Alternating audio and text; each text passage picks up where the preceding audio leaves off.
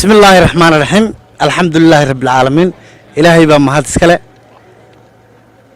aad baan u salaamayaa taageerayaashayda meel kasta joogan waxaan leeyahay aad baa u mahadsantihiin reer Soomaaliland aad baan ugu hambaleynayaa guul iyo gobonimo aan idin leeyahay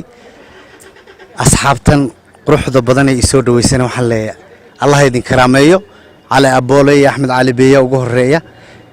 dhammaantiin aad baan idin salaamayaa de barafkiiba dagaal naga qeylinaya mar kale in suuraysan aad baan idin salaamayaa ma sha Allah aad baa u mahadsantihiin Allah idin karaameeyo